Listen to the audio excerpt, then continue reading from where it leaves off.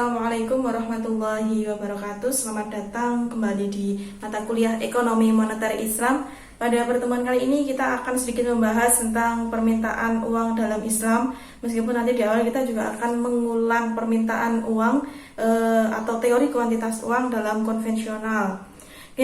Permintaan uang dalam Islam secara umum itu permintaan uang harus sama dengan permintaan barang. Artinya setiap transaksi keuangan itu harus didasari pada volume barang.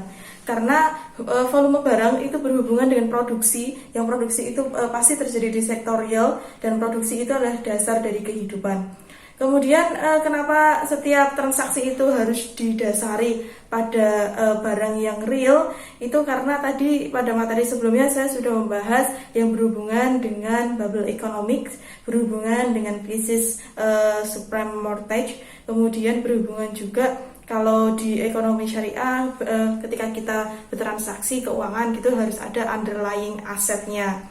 Kemudian di ekonomi Islam hubungannya sama permintaan uang itu juga ada larangan menimbun uang atau hoarding money atau kanzul mal. Itu sangat dilarang karena konsep uang secara Islam itu adalah flow konsep, yang mana uang itu harus selalu beredar di tengah masyarakat, tidak boleh ada yang menarik dari peredaran karena itu bisa mempengaruhi stabilitas moneter. Kemudian apa saja faktor yang dapat mempengaruhi permintaan uang? Yang pertama tentu saja pendapatan. Ketika seseorang memiliki pendapatan yang tinggi, maka kecenderungan dia untuk meminta uang cash juga tinggi. Kemudian yang kedua adalah tingkat bunga. Ketika tingkat bunga suatu perbankan atau BI rate ditingkatkan, maka kecenderungan seseorang untuk memegang uang cash turun karena orang-orang lebih suka untuk menabungkan uangnya karena sebab BI rate-nya atau bunganya tinggi. Kemudian yang ketiga adalah selera. Selera ini hubungannya selera untuk menabung atau selera untuk investasi. Itu tergantung selera masing-masing individu. Jadi kalau misalnya bunganya tinggi, tapi kalau dia memang tidak selera untuk invest ke bidang itu, misalnya dia lebih selera untuk menabung uangnya dalam bentuk logam mulia, maka saya kira untuk tingkat bunga tidak berpengaruh di sini. Kemudian yang keempat adalah kekayaan. Kekayaan seseorang juga bisa mempengaruhi kecenderungan seseorang untuk memegang uang cash. Kemudian yang kelima adalah fasilitas kredit, sama hubungannya tadi dengan tingkat bunga. Kalau fasilitas kredit itu misalnya bunganya rendah, maka orang-orang akan cenderung untuk meminjam uang di bank. Kemudian yang selanjutnya adalah kepastian pendapatan yang diharapkan. Jadi kalau misalnya saat ini kondisinya sedang di tengah wabah pandemi COVID-19, itu berarti kan kepastian pendapatan dari dana yang diinvestasikan itu tidak menentu karena ekonominya sekarang sedang lesu. Maka orang-orang cenderung untuk memegang uang cash dibandingkan mereka untuk investasi. Selanjutnya kita akan bahas teori permintaan uang sebagaimana sudah ada di papan tulis.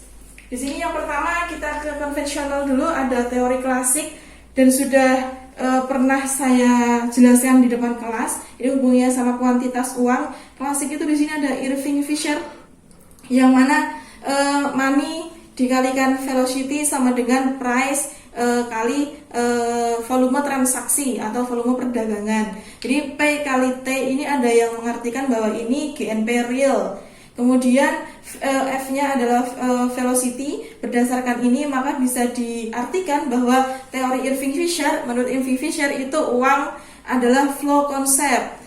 Berbeda dengan Marshall ini dari Universitas Cambridge, itu money sama dengan K-nya ini teman-teman mengartikan konstata, tapi sebenarnya K ini adalah 1/V, V-nya velocity, atau 1/4 itu artinya bagian dari GNP yang dia wujudnya uang cash. Kemudian Y-nya adalah pendapatan. Nah, berdasarkan Marshall ini, maka uang adalah stock concept, berbeda dengan Irving Fisher. Kemudian kita geser ke sini, ada modern, ada Keynes. Keynes itu money demand-nya sama dengan K kali Y. Ini sama ya kayak Marshall tadi, ditambah 1 kali R. R-nya itu adalah rate dari bunganya, rasio bunganya. Kenapa begitu? Karena menurut Keynes, motif seseorang untuk meminta uang, memegang uang cash itu selain untuk transaksi, kemudian berjaga-jaga juga untuk berspekulasi. Berspekulasi ini berhubungan dengan rasio bunga atau tingkat bunga.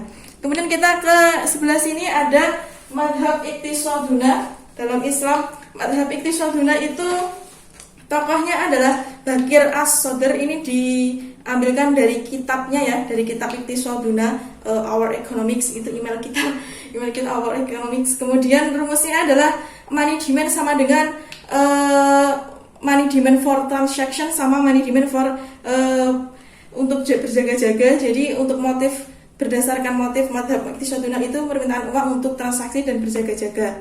Kemudian kalau yang madhab mainstream, di sini tokohnya ada Munzir Kahf, ada Muhammad Abdul Manan, ada Umar Chapra, dan Nejatullah Siddiqi. Ini rumusnya adalah permintaan uang sama dengan permintaan uang untuk transaksi dan berjaga-jaga. Namun bedanya adalah poinnya di berjaga-jaga. Berjaga-jaga di sini sangat dekat dengan menimbun uang, karena kan kita megang uang itu untuk menimbun atau untuk berjaga-jaga gitu. Kalau untuk menimbun berarti kan hoarding money, itu sangat tidak diperbolehkan dalam Islam, dan itu dalam madhab mainstream. Ketika seseorang mempunyai aset yang menganggur atau uang yang ditimbun, maka itu harus dikenai pajak. Maka untuk money demand, untuk berjaga-jaganya di sini fungsinya adalah selain yang berpengaruh Y pendapatan, tapi juga MIU di sini maksudnya adalah pajak terhadap uang yang menganggur. Kemudian yang ketiga madhab alternatif, itu tokohnya ada Muhammad Arif, kemudian ada Jomo, dan juga ada Hudori.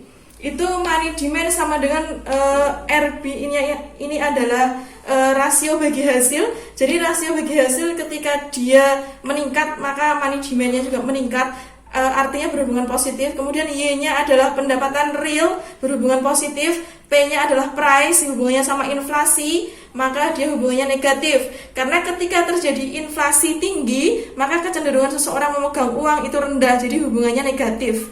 Karena ketika harga-harga naik, orang akan menarik uangnya untuk menyimpan uang cash dalam bentuk barang. Kemudian S-nya adalah pengeluaran nasional, berhubungan positif. Kemudian X-nya ini adalah faktor sosial ekonomi, berhubungan positif. Kemudian Y-nya di sini adalah kebijakan pemerintah, Y besar.